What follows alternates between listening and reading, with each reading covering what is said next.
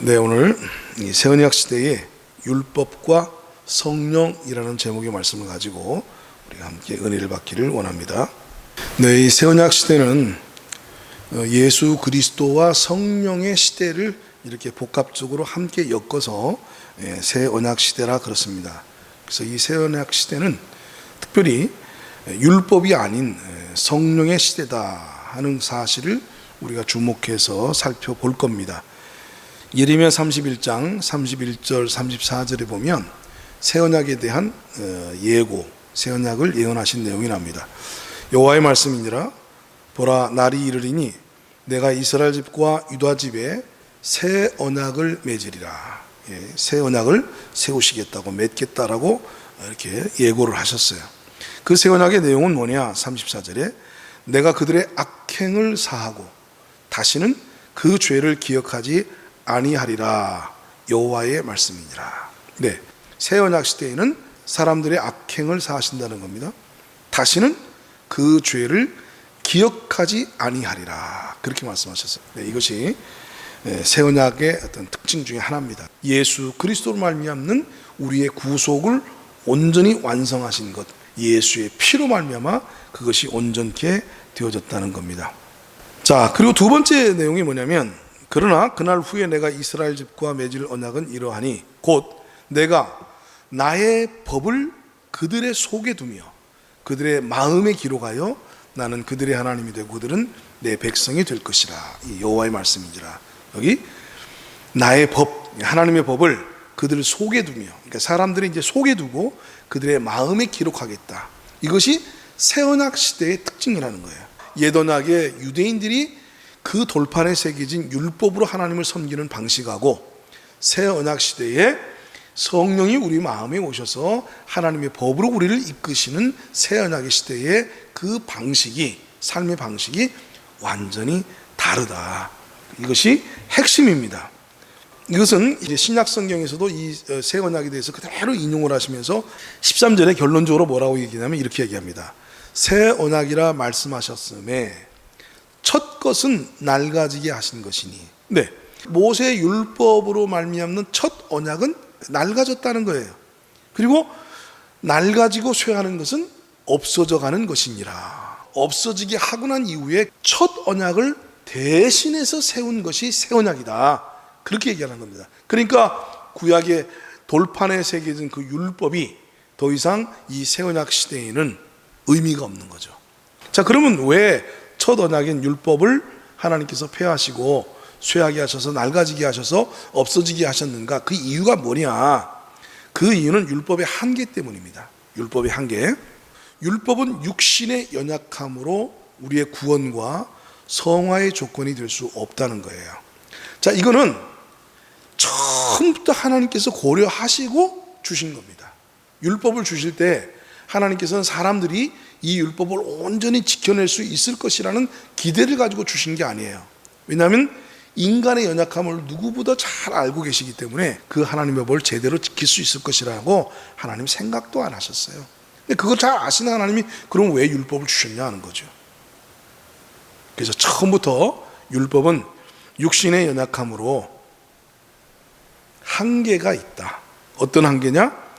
구원과 성화를 이루는 조건으로 주신 일이 없다는 얘기입니다. 그러니까 율법을 지켜야 네가 구원을 받고 네가 율법을 지킴으로 성화가 되어져 간다. 이런 식으로 주신 예가 없다는 얘기입니다. 그런 방식으로 율법을 주신 일이 없다는 거예요. 왜? 그렇게 주셔봐야 인간에겐 소용이 없어요. 너 율법 지켜야 구원받는다? 네. 그럼 율법 지킬 힘이 없어요. 율법을 지켜야 네가 거룩하게 되어지고 성화되어진다? 네. 그러나 그 하나님의 법을 지킬 힘이 없어요. 그래서 율법으로 구원받게 하신다거나 율법으로 우리를 성화에 이르도록 하시려고 하시는 그런 목적으로 율법을 주신 일이 없습니다. 율법은 육신의 연약함 때문에 처음부터 한계를 가지고 있다. 자, 로마서 8장 3절도 역시 같은 말씀을 하고 있습니다. 율법이 육신으로 말미암아 연약하여 할 수 없는 그것을, 그죠? 육신으로 말미암아 연약하여 할 수 없어요. 율법이 아무리 귀하고 율법이 아무리 거룩하고 율법이 아무리 고상하고 위대하다 할지라도 그 율법 앞에 있는 이 육신, 사람의 육신이 너무 그 율법을 감당할 수 없는 수준의 사람이기 때문에 결국 율법이 육신으로 말미암아 연약하여, 그러니까 육신이 연약한 건데도 불구하고 같이 병행해서 이 표현을 쓰고 있습니다. 율법이 육신으로 말미암아 연약하여 할 수 없는 그것을, 할 수 없어요. 누가 하시느냐? 하나님만 하시는 겁니다. 하나님은 하시나니 곧 죄로 말미암아 자기의 아들을 죄 있는 육신의 모양으로 보내어 육신의 죄를 정하사. 율법으로는 인간의 육신 때문에 안 된다는 얘기입니다. 자, 그러면 율법의 역할은 뭐냐? 그런 한계가 있음을 뻔히 알면서 하나님은 왜 우리에게 율법을 주신 겁니까? 이런 의문이 당연히 일어나는 거죠. 그럼 도대체 율법의 역할이 뭐냐 하는 거예요. 자, 율법의 역할은요 이렇습니다. 율법은 죄를 깨닫게 하는 거울입니다. 죄를 깨닫게 하는 거울이에요. 자, 우리가 거울을 보면 누가 보여요? 나의 모습이 보이잖아요. 뭐 이렇게 검은 게 묻었으면 검은 것이 보이고, 그죠? 나의 있는 모습 그대로를 비춰주는 것, 그게 율법이에요. 하나님 우리에게 율법을 주신 것은 그 율법을 통해서 우리의 모습을 비추시기 위해서, 네 모습이 이렇다 하고 우리의 정체를 드러내기 위해서, 우리가 하나님의 법을 지킬 수 없는 죄인이구나 하는 사실을 깨닫게 하시기 위해서, 그것을 깨닫도록 하시기 위한 거울로 주신 거다, 거울로. 그렇게 해서 어떻게 하시려고요? 그리스도에게로 인도하는 초등교사가 되게 하신 겁니다. 그러니까 율법의 역할은 우리를 깨끗게 하시려고 하는 게 율법의 역할이 아니에요. 우리가 거울 본다고 해서 여기 거울에 막 시커먼 것들이, 거울을 보면 깨끗해집니까? 아니잖아요. 거울이 그 모습에 비친 나를 깨끗게 해줄 수가 없어요. 나를 교정하고 나를 아주 수준 높게 만들 수는 없어요. 거울은 그냥 있는 모습을 비추는 거예요. 그러면 그 거울을 통해서 아이고 이렇게 더럽네 하게 되면 이제 우리가 어디로 가요? 손을 씻으러 가죠. 얼굴을 이제 세수를 하러 가잖아요. 그죠? 예, 물에 가서 씻어야 돼. 거울을 통해서 내가 여기가 더럽네 씻어내고, 그렇죠? 그러니까 거울은 네 모습이 이러니까 너 뭐 해라? 씻어라. 근데 어디로 가서 씻어? 예수 그리스도에게 가서 씻어라. 그렇게 안내해 줄 역할을 하는 게 율법이라 그 말입니다. 모세의 율법에는요 제사법이 있어요. 제사법. 아니 참 특이하죠? 세상에 있는 모든 법전에는 율법의 조문과 그에 대한 형벌만 있는데, 근데 모세의 율법에는 제사법이라는 특별한 법이 함께 끼어서 처음부터 주어졌어요. 처음부터. 예? 이건 뭘 의미하겠어요? 예. 바로 여기서 결정적으로 우리가 의미하는 것은 하나님께서 율법을 통해서 저들을 구원할 수 있는 방법이 있다고 생각하고 저들이 구원받을 수 있을 거라고 생각하고 주신 게 아니라는 것이 입증된 거죠. 너희들은 이 율법 반드시 못 지킬 거야, 이거를 이미 전제하고 있는 거예요. 뭐가 있는 거 보니까? 제사법이 있는 거 보니까. 그 제사법은 뭡니까? 율법을 어긴 사람들이 어떻게 하면 그 죄를 사함받을 수 있을까? 그 죄를 씻어낼 수 있을까? 그게 가르쳐 주는 게 제사법이거든요. 그러니까 아니 율법 지켜라 그러면서 그 죄를 어겼을 경우에는 이렇게 하면 씻어진다 하고 죄를 씻는 방법을 중요한, 그건 뭘 말하는 거예요? 이 사람이 율법을 지킬 수 있다는 걸 기대하는 거예요? 아니면 율법을 어차피 지키지 못할 것이니까 그에 대한 대책도 함께 마련해서 줘야 되겠다라고 한 거예요? 후자죠. 그러니까 이스라엘에게 하나님께서 율법을 주실 때 그들에게 이게 지켜라라고 주신 것이 아니라 이놈들아 너희들은 이 율법을 지킬 수 없는 존재야, 특별한 존재가 아니라고, 대단한 존재가 아니라고 착각하지 마라. 너희들이나 이방인들이나 똑같은 죄인이야. 다만 너희들을 선택을 해서 내가 약속한 예수를 보내주고 그리고 예수로 말미암아서 구속사역을 완성해서 온 인류를 구원하기 위한 제사장 나라로 쓰려고 내가 택한 거지, 니들이 뭐 특별하고 대단한 자격이 있어서 선택한 게 아니란 말이야. 이렇게 하나님이 저들을 일깨우시기 위해서 주신 게 율법이란 말이에요. 근데 유대인들은요 못 깨달아요. 여전히 자기네들이 그 율법을 다 지킬 수 있다고 생각을 해요. 그러니까 답답하죠. 자, 로마서 7장 5절에는 아주 중요한 말씀이 있습니다. 이 율법이 우리를 결코 구원할 수도 없고 우리를 성화로 이끌 수도 없는 이유에 대해서, 우리가 육신에 있을 때에는 율법으로 말미암는 죄의 정욕이 우리 지체 중에 역사하여 율법으로 말미암아서 오히려 우리 육신에 있는 죄의 정욕이 발동 안 되잖아요. 그러니까 우리 속에 있는 죄를 발동시키는 역할을 하는 것이 율법이에요. 율법은 우리의 죄를 깨닫게 하고, 그리고 율법은 육신 안에 잠재되어져 있는 그 죄들을 발동시켜요. 죄의 정욕이 우리 지체 중에서 역사하게끔 만드는 것이 율법이다, 그 말입니다. 그러니까 율법의 역할은 이렇게 쓰는 거예요. 자, 이거 죄야, 저것도 죄야, 죄가 뭔가 가르쳐주고, 그리고 난 이후에 오히려 그 율법으로 말미암아서 탐심을 그 안에 발동시키고, 그 안에 살의를, 미움을, 이런 것들을 발동시켜서 오히려 우리가 그게 죄인데 내가 그런 죄를 짓는 존재로구나 하고 자신을 죄인이라는 사실을 발견하고 깨닫게 하기 위해서 하나님 율법을 주셨다, 그 말입니다. 자, 그렇기 때문에 이제 새 언약 시대가 오고 나서는 율법이 이제 더 이상 의미를 갖지 못하는 거예요. 그래서 하나님께서 우리를 율법에 대해서 죽게 했습니다. 그리고 율법에 대해서 우리를 죽게 하셨고, 그 다음에 이제 율법의 역할이 끝났기 때문에 율법을 폐하신 겁니다. 자, 로마서 7장 4절 아주 유명한 말씀입니다. 그러므로 내 형제들아, 너희도 그리스도의 몸으로 말미암아 율법에 대하여 죽임을 당하였으니. 그렇죠? 예, 율법에 대해서 우리가 죽임을 당했다고 그렇게 해요. 누구로 말미암아서? 그리스도의 몸으로 말미암아. 그러니까 예수 그리스도로 말미암아서 우리가 율법에 대하여 죽임을 당했어요. 죽게 하셨어요. 이게 새 언약 시대에 예수님이 하신 일입니다. 근데 이 사실을 모르면 안 되죠. 예수님이 십자가에서 우리의 죄를 사하신 건 아는데, 예수님이 십자가에서 죽으심으로 말미암아 우리를 율법에 대해서 죽게 하셨다는 사실을 모르면 안 된다는 거죠. 이건 똑같은 거예요. 새 언약에 예수님이 하신 일은 우리의 죄를 사하시기 위해서 죽으셨고, 그리고 우리를 율법으로부터 벗어나게끔 하기 위해서 율법에 대하여서 죽게 하셨고, 같은 맥락이에요. 똑같아요. 새 언약 시대에 예수님이 우리의 죄를 위해서 십자가에서 죽으셔야만 했다면, 동일하게 율법으로부터 우리를 자유롭게 하시기 위해서 또한 죽으신 거예요. 예수님은 우리의 죄를 사하시기 위해서 십자가에 죽으셨을 뿐만 아니라 우리를 율법에 대해서 죽게 하시기 위해서 또한 십자가를 짊어지신 거예요. 그럼 그 이유가 뭐냐? 자, 그 이유는 다른 이 곧 죽은 자 가운데서 살아나신 이에게 가서 우리가 하나님을 위하여 열매를 맺게 하려 함이라. 네, 율법 아래에 있으면 열매를 못 맺어요.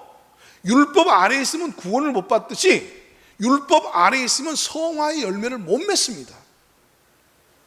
그러니까 왜 율법으로부터 우리가 벗어나야 되고 왜 율법에 대하여 죽어야 되느냐?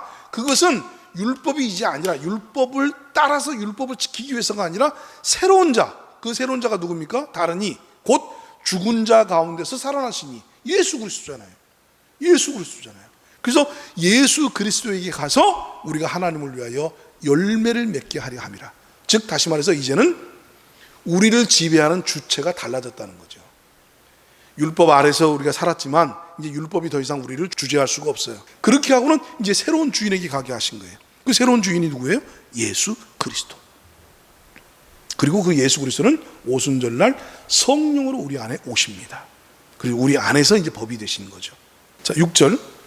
이제는 우리가 얽매였던 것에 대하여 죽었으므로 율법에서 벗어났으니. 그죠? 율법에서 벗어났으니. 이제 우리는 율법에서 벗어났어요. 율법에 대해서 죽어서 우리를 지배하고 다스릴 만한 명분이 없어졌어요. 이제는 그 위치를 상실해버렸어요. 이러므로 우리가 영의 새로운 것으로 섬길 것이요. 그러니까 새로운이라는 말이 나왔잖아요. 율법은 이제 폐해진 겁니다. 율법은 더 이상 우리에게는 의미를 갖지를 못해요. 구원에 있어서도 의미가 없고, 열매를 맺는 성화에 있어서도 율법은 우리에게 의미가 없어요. 그래서 율법은 이제 끝난 거예요. 그럼 이제 새로운 것으로 섬기는데, 아까는 죽었다가 살아나신 예수 그리스도, 영의 새로운 것. 예, 영의 새로운 것, 성령이죠. 그 영의 새로운 것으로 섬기는 겁니다. 그러면서 뒤에 한마디 또 붙이잖아. 뭐라고? 율법 조문에 묵은 것으로 아니할지니라. 예? 돌판에 새겨놓은 율법 조문들 있잖아요.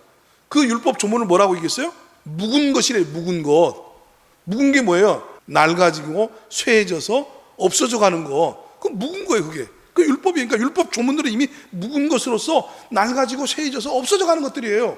그래서 율법에 대해서 우리를 예수와 함께 죽게 하시고, 그래서 율법으로부터 벗어나게 하시고, 그래서 부활하신 예수께로 우리가 가게 하시고, 그리고 그 부활하신 예수 안에서 새 영, 성령으로 말미암아서 이제는 율법을 지키며 율법을 따라 살던 사람이 이제는 성령을 지키고 성령 안에서 살도록 하나님께서 시스템을 바꿔놓으셨다. 그리스도인의 삶의 방식을 바꿔놨다. 유대인들은 율법을 지키며 사는 방식으로 살았다면 새 언약 시대의 그리스도인들은 유대인처럼 율법을 지키면서 율법 아래 살지 않고 이제는 완전히 그것은 나가서 없어진 거고, 우리는 새로운 것으로, 새로운 방식으로 하나님을 섬기는데 예수 그리스도 안에서 우리 안에 오신 새 영, 성령으로 하나님을 섬긴다. 예, 너무 분명하잖아요. 너무 선명하고 너무 분명해서 이거는 혼돈할 여지가 없어요. 그러니까 구약과 신약을 섞어놓으면 안 돼요. 구약과 신약을 섞어놓으면 안 됩니다. 새 언약의 시대는 율법이 아닌 믿음과 성령으로 사는 시대입니다. 자, 구약과 신약을 섞어놓으면 안 된다는 얘기가 뭐냐면, 예수님께서 하신 말씀 중에 새 포도주는 새 부대에 넣어라, 그렇게 말씀하셨죠. 예, 만약에 새 포도주를 낡은 부대에 넣게 되면 무슨 일이 벌어지느냐? 낡은 부대가 터져서 둘 다 쓸 수가 없다고 그러는 거예요. 둘 다 사용할 수가 없어요. 둘 다 망하는 거예요. 그럼 여기 새 포도주는 뭡니까? 새 언약 시대를 말하는 겁니다. 새 언약 시대, 예수 그리스도, 복음을 의미하는 거예요. 그럼 이 낡은 부대는 뭘 의미하는 거죠? 옛 언약 시대의 율법을 의미하는 거예요. 그러니까 복음, 예수의 생명, 성령의 법을 거기다 집어넣게 되시면 터진다니까요. 왜요? 왜 새 포도주를 낡은 부대에 넣으면 안 되고 왜 새 포도주를 새 부대에 넣어야 됩니까? 무엇 때문입니까? 신축성 때문이에요. 신축성. 이 새 포도주는요, 아직 완전히 발효가 된 포도주가 아니고 이건 이제 새로 담궈진 포도주이기 때문에 그 안에서 발효가 진행되면서 팽창력이 생깁니다. 팽창하게 되집니다. 그런데 낡은 부대는 이미 신축성이 다 상실해져서 경직되어 있다, 굳어 있단 말이에요. 그래서 더 이상 팽창을 못해. 신축성 있게 그 팽창을 수용할 길이 없어요. 그러니까 못해. 그러니까 결국 어떻게 됩니까? 그거를 감당을 못해서 터져버리는 거예요. 그러니까 구약의 율법은 신약의 이 새로운 성령의 법을 담을 수가 없어요. 생명의 성령의 법, 예수 그리스도를 구약은 담을 수가 없어요. 은혜와 진리를 이 신축성이 없는 율법이 담을 수가 없는 거예요. 그러니까 복음을 율법에 담으면 되겠습니까? 안 되죠. 그래서 복음하고 율법은 섞이면 안 돼요. 근데 오늘 어떤 사람들은 이렇게 말한단 말이에요. 우리가 율법을 통해서 구원을 받지 못하지만 그러나 구원받고 난 다음에는 율법은 이제 그리스도인의 삶의 규범이다. 구원 받기 위해서 율법을 지키는 건 아니지만 구원 받았으니까 율법을 이제 지켜야 된다. 이렇게 말한단 말이에요. 아닌 거죠. 아닌 거죠. 이거는 완전히 성경에서 지금 말씀하고 있는 새 언약의 삶의 스타일을 전혀 납득하지 못하고 이해하지 못해서 새 포도주를 낡은 부대인 율법에다 집어넣는 전형적인 교리가 바로 그겁니다. 우리가 이제 구원받을 땐 율법을 통해서 구원 못 받지만 구원받고 난 다음부터는 이제 율법을 지켜서 우리가 점점 하나님의 그 자녀로 성숙해져 가고 거룩해져 가고 그렇게 해야 된다. 아닙니다. 새 언약 시대에는 사람의 변화를 뭐라고 말씀하셨냐면 열매라고 말했어요. 열매. 저절로 맺어지는 열매. 그럼 보세요. 율법은 저절로라는 게 있습니까? 없습니까? 저절로라는 게 없어요. 율법하고 짝은 뭐예요? 노력하고 힘쓰고 애쓰는 거. 그게 율법하고 짝이에요.